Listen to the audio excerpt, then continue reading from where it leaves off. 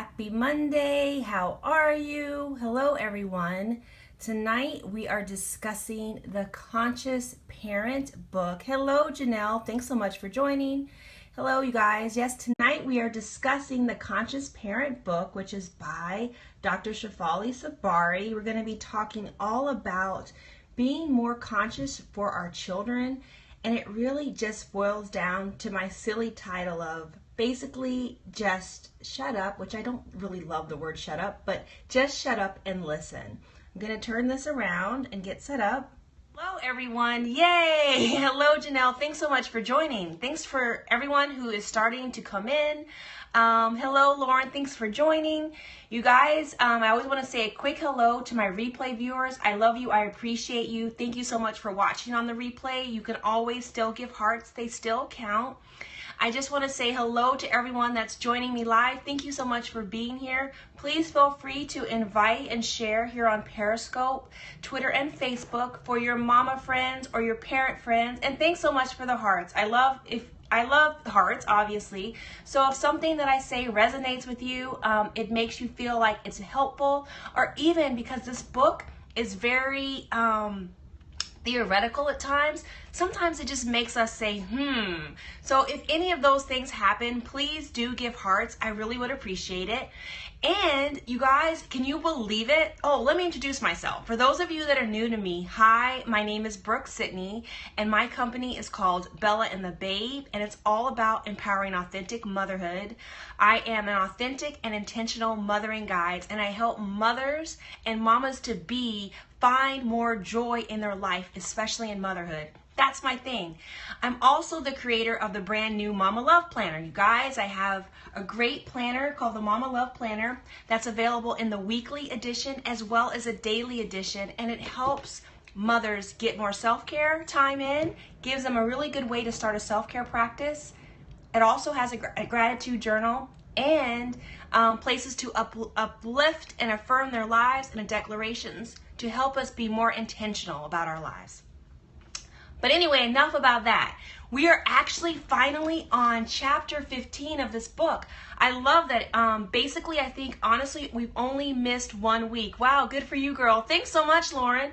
Yeah, we've actually only missed 1 week for the Conscious Parent, and we are on chapter 15. We only have 2 more chapters. So I would love if you guys have, hello, Free From Perfect. I would love if you guys have suggestions for your next book. I would love to, I'm definitely going to come up with some ideas too. Hello, you guys. Hello, Linda. Thank you all for joining. But if you have a book that relates to either parenting, motherhood, or empowering us as women, I would love to read it. Hi, Krista. I'm so happy that you were here. Thanks so much for joining. We are just getting started. And I was saying that we are actually on chapter 15 of this book, and we have only 2 chapters left. So you guys, feel free to connect with me on Twitter or on my website. My website is bellandthebabe.com. You can always, join it. And it says, I'm writing a prayer guide for future moms who are trying to conceive. I love that, Lauren. I love pregnancy is one of the areas that I focus on a lot, on how to have a really joyful pregnancy. So I am so excited for your devotional. That is amazing, and I can't wait for you to put it out there. I love that. That's beautiful. So thank you so much. Awesome. Look forward to following you. Thank you. Thank you. Thank you. Yes, you guys, if you aren't following me and you care about all things related to motherhood, especially joy and empowerment, then I'm your gal. Make sure that you're following me. Click the little follow dude. But today we're going to talk all about chapter 15, which has the formal title of Connect to Your Child with Engaged Presence. And I think I always try to make things really simple. That all boils down to, well, you basically just be quiet and listen to your kids. It's just really that simple. So I have 4 points tonight that I'm hoping to get through quickly, so I won't keep you guys on forever, but it's a really good topic, I think, especially as we are entering a new year, a new season, and honestly with our children, we can always start anew. So we can take new practices and new ideas and put them into effect. So the first thing that I wanted to ask is, are we being present with our children? Are we being present with our children? The reason I ask this question is many of us, and Dr. Shefali talks about it in the book, many of us mistake like the doing of parenting as being present. And by doing, I mean things like cooking, cleaning, taking care of our children, shuttling them back and forth to school, helping with homework, the things that our children require, but it's not necessarily being present. And even though sometimes we're present to their intellectual or material needs, we may not be fully present to their spiritual and emotional needs. So being present, just so we can have kind of a working definition, means creating a connection with our children. It's just that simple. I even think of conscious parent as putting the connection first with our children. And a lot of people sometimes, when I first started the Periscope about this book, a lot of people were like, why is it called conscious parenting? And I make it really simple and say it just means awareness. It just means being an aware parent. And so in this sense, being present with our children, it really is just that simple of being connected with our children. And connected really means we listen to our children and we truly hear what they're saying without feeling like we need to correct it or fix it or give them a lecture. Because that's our tendency, right? It's our tendency. We want to impart information or wisdom or whatever. And sometimes, a lot of times, it's just really us listening that really helps them with connection. Lauren says, then put our phones down and be aware. Exactly. That's so on point, Lauren. That's so on point. We've talked about that in earlier chapters and earlier scopes about being so busy doing, that we need to slow down, put our phones away, turn off the television sometimes, and just be present. So a lot of times our children are being asked to relate to us on what it says. Janelle says, not focusing on what needs to be done around the house. Exactly. Sometimes we just have to say the laundry will wait. Exactly. That's so true. And put our children and our family over doing. So a lot of times people ask, does being present mean I need to be around like all the time? And it really doesn't. It just means we can be busy. Like we can have jobs, we can do things, but as you guys have already brought up, it means that when we have the time, when we're not at work, when we're not shuttling them around, that we make a conscious effort to just be present and be with them. We turn off our phones, we stop doing our work, and we spend undivided time with them. So that was really, really perfect. Really perfect. And another thing I just want to add is that as parents, sometimes it's really difficult to think about our role as not being the dictator to tell them what they're supposed to do. Dr. Shefali offers a great, I would say a different way of looking at it. She says that our role of a parent is to support the development of our children, like their whole inner being, like who they are, rather than dictating to them, and which can in turn change actually who they're meant to be. So I really like that. And sometimes we just want to engage with our children on their level, like get to know them, get down on their level, because a lot of times what you'll hear is, especially parents that have teenagers, they are often complaining because they're saying things like, our kids don't want to listen to us. Janelle, I find being present means being aware of our kids' emotions and reading their body language. Exactly. Yes, it does. It actually means being present is listening and hearing and tuning into their body language, their, what is it called? I'm blanking on the word. Their subconscious communication. Because not everything, nonverbal, that's the best word. Nonverbal communication. So they say that anywhere from 50 to 70% of our communication is actually nonverbal. So a lot of what our children are telling us is exactly what you said, Janelle. It's being able to understand what their body is saying, what their gesture is saying, and what they're not saying, right? And so kids don't always have the words to express. Exactly. That's exactly right. So we want to make sure that we are being present and listening to them. And one of the things that she even suggests, and I think it's an awesome suggestion. Hi, Lady Poe. I saw that you came in. One of the things that I think that we should do is sometimes we have to match their energy. A lot of times we struggle with our children because we expect them to do exactly what we say when we want them to do it. And we're surprised when like teenagers decide they don't want to listen to us or talk to us, they'd rather watch video games. And she suggests sometimes just getting on their level, going and doing an activity sometimes that they really enjoy, just to build a bridge, to build the connection to them. So I encourage you guys to think about that. So the second point, we've only got 4 tonight. Hi, I did a scope a while about being in their presence but not being present. Exactly. I'm going to have to check that out, Lady Poe. I'm going to have to check it out. That sounds awesome. That sounds awesome because so many of us as parents, we are present and we're doing parenting duties like taking care of our kids, but we're not being present for them emotionally and spiritually. So my second point is really for us to think about how do we undermine our attempts to connect with our children. And oftentimes we undermine our connection efforts by jumping in immediately to advise them, critique them, or admonish them. Like our inner judge, our inner, like, I hate to say the word, but know-it-all jumps in and we're like, let me tell you, let's do this, let's do that, you know. And it's really sometimes our children don't actually need that. They just need us to be there and allow and accept what's going on and to listen and be present. Even now, there's like this modern technique of reflecting. I know that a lot of us that follow psychology and read a lot of these books and understand what's going on, we know the whole idea of reflecting back what we're hearing. So let's see, Lauren says, my son loves to teach me. It makes him feel valuable. Yes, that's so true. You're so listening and he feels like he's contributing. And he is contributing, right? Like new ideas, new ways of thinking. I love that. That's awesome. So on page 196, she talks about mirroring statements. And she says, like, sometimes we say things like, oh, I see you're upset. Or I can tell you aren't in the right mood right now.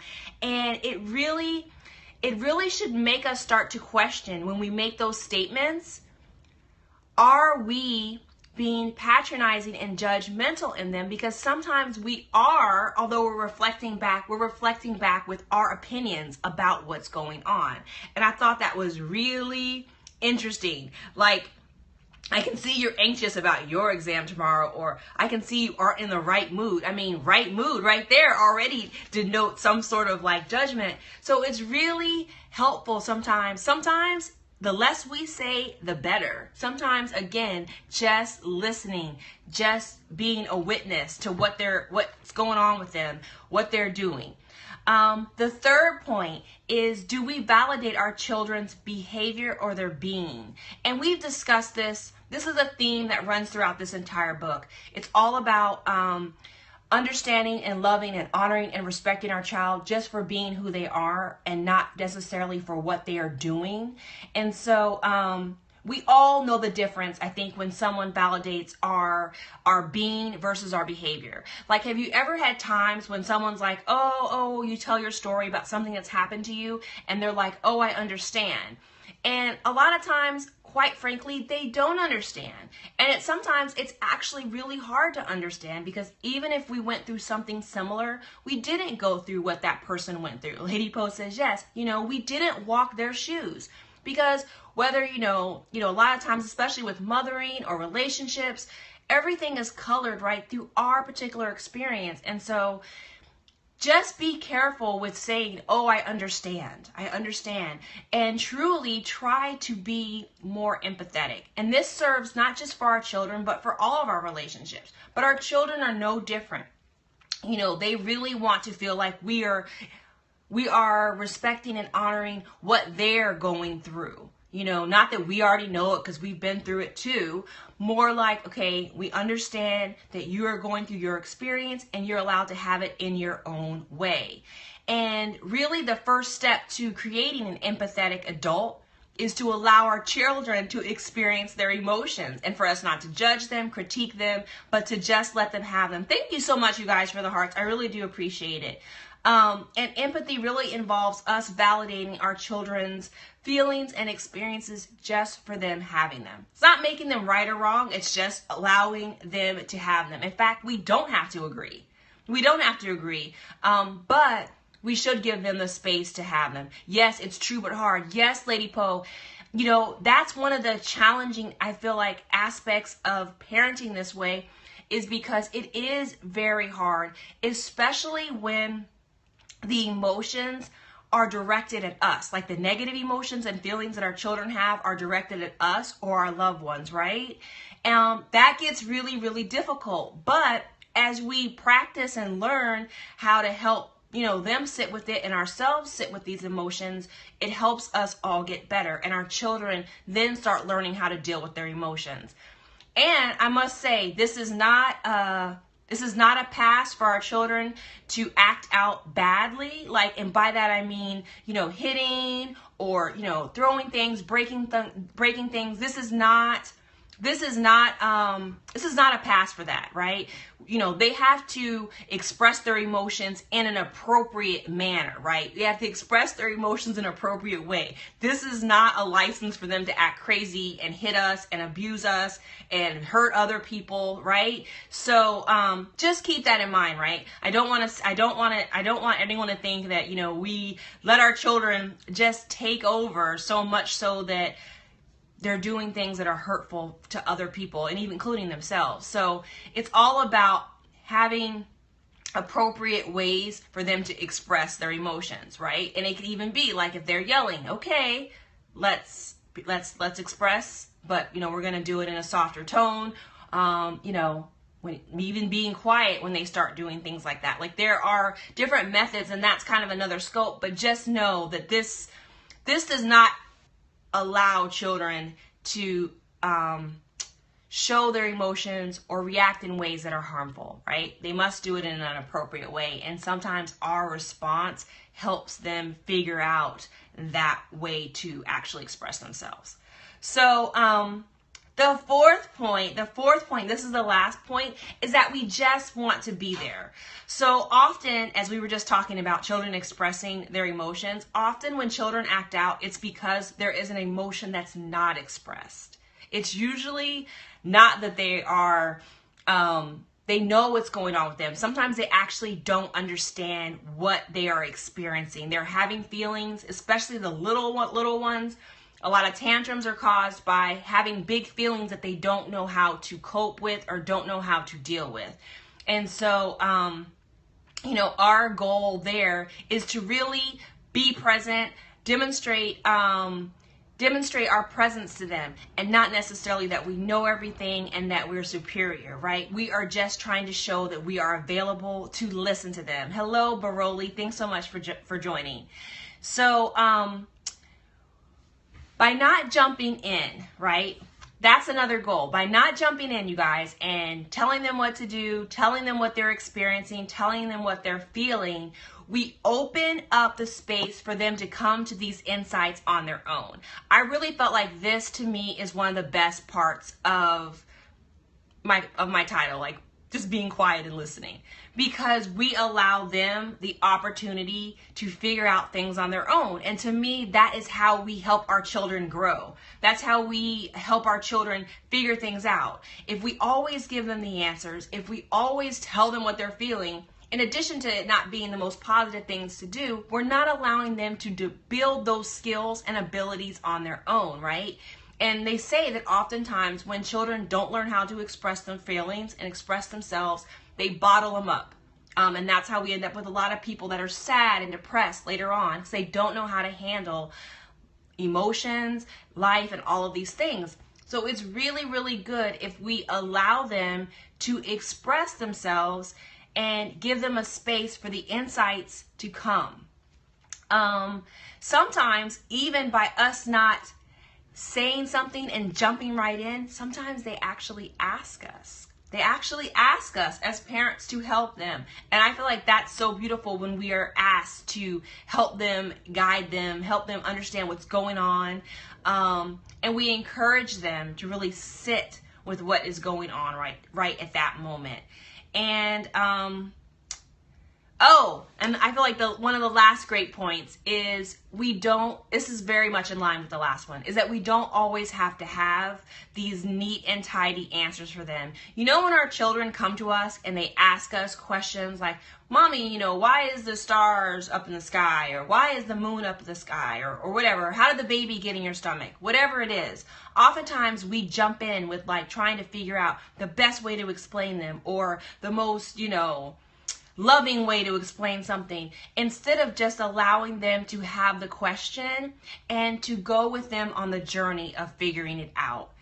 Sometimes the best answer is simply, I don't know, even when we do know. Because when we are present with our children, and we don't always give them these theories and well laid out ideas, we teach them to be passive recipients of knowledge. We're not teaching them to actually go out and get information on their own, to figure it out on their own.